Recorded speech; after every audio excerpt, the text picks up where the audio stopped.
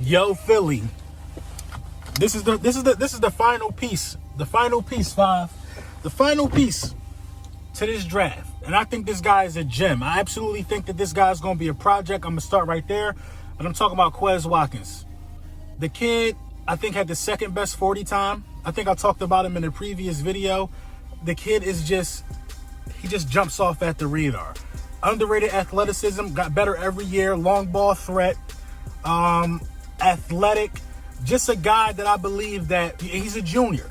Just a guy that I believe that if we were to get him, we would be able to groom him and let him come on strong in about 2 years or something like that. Or he could or he could jump off the scene right now and just do good things for us now.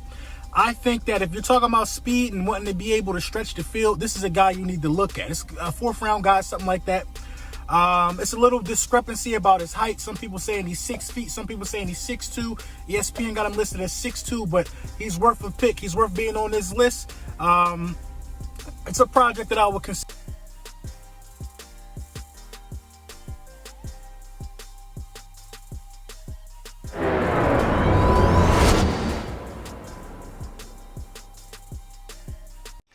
Yes, sir. Yes, sir. Yeah.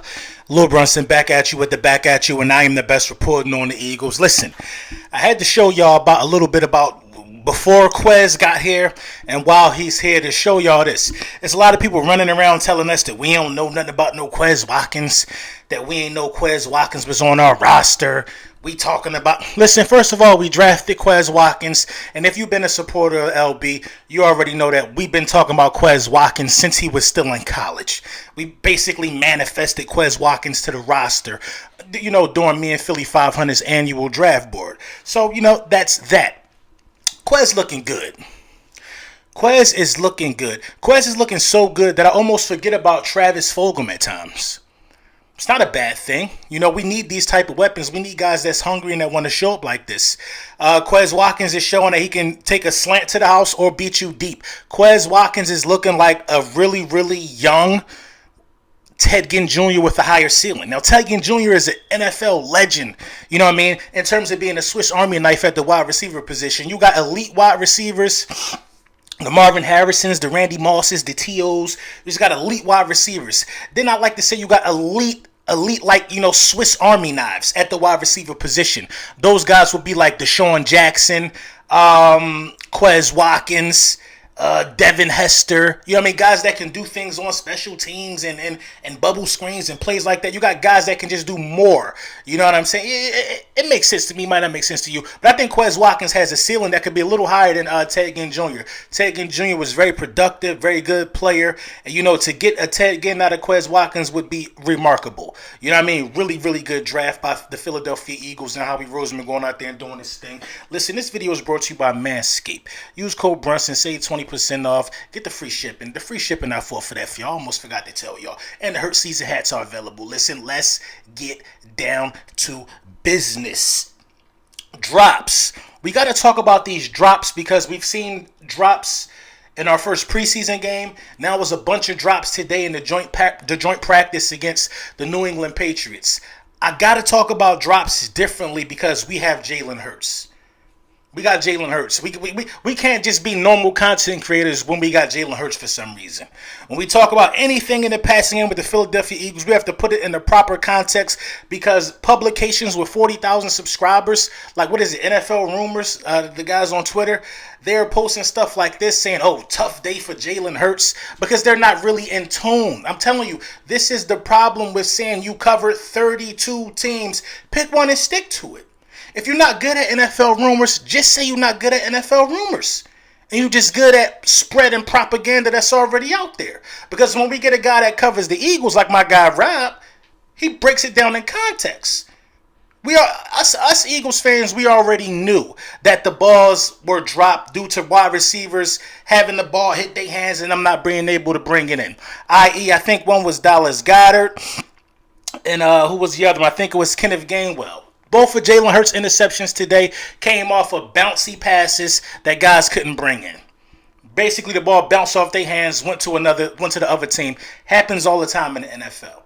But at this level, it can't be happening. You know what I'm saying? I could excuse Kenneth Gainwell. At least it happened in practice. You're a rookie. You know what I mean? We're gonna get you some extra time on the jugs machine. But Dallas Goedert is a guy that we are looking at as taking over the tight end position of this team one day.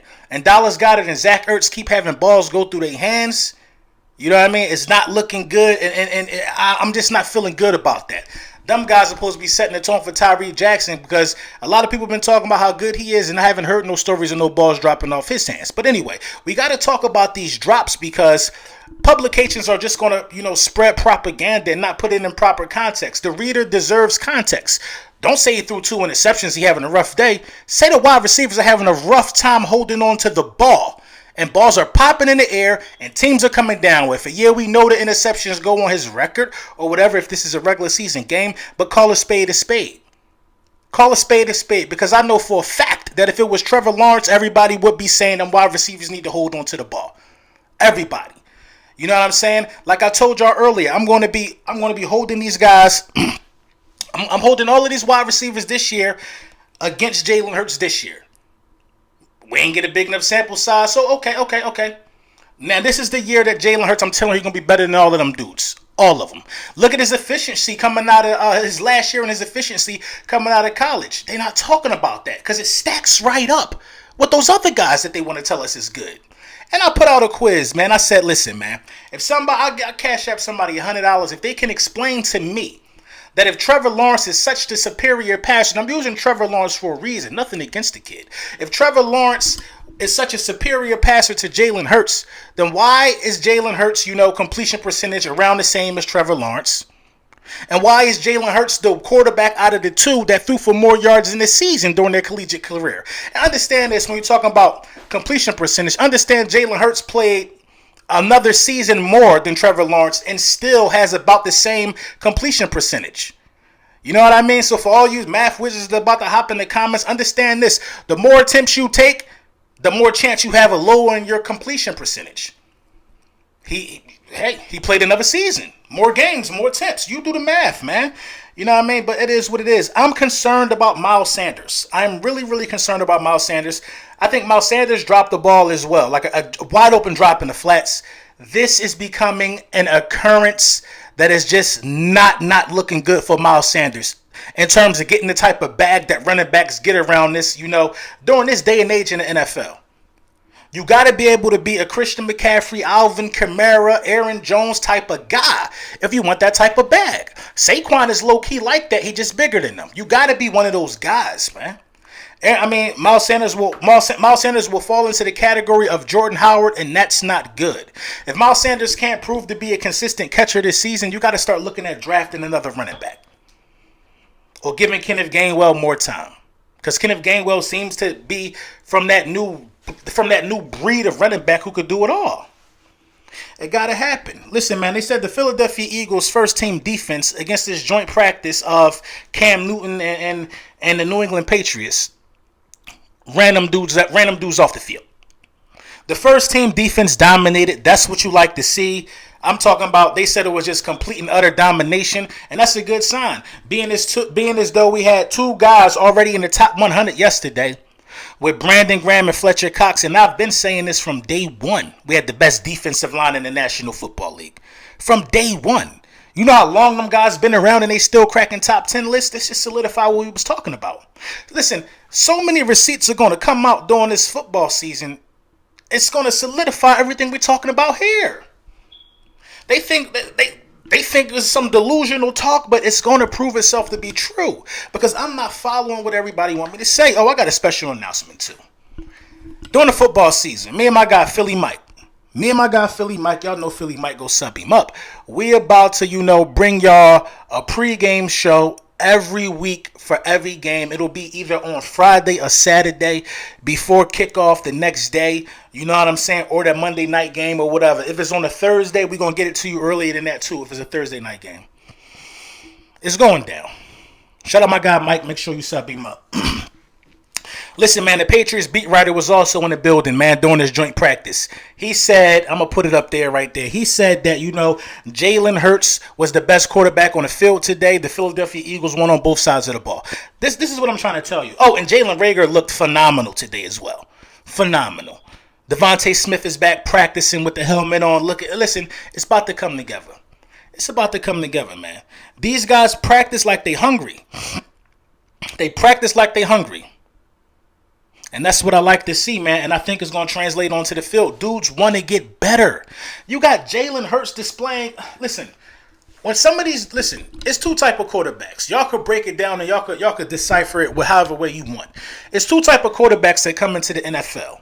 The one that get all the praise, they say they got all the mechanics and they got all the footwork and they just gym rats. They got the high IQs. They just know what's supposed to happen on the field. And then the other one, he's just athletic. He's bigger. He's faster than everybody else. His footwork needs improvement. He looks to run before. It's two type of them guys. Two type of those guys. And you guess which ones are which. That's up to you to decide. But I'm telling you this right now. Jalen Hurts got what it takes to be Russell Wilson. And we all know how Russell Wilson made them stop what they were saying. When they were saying that foolishness about Russell, now they singing a different tune.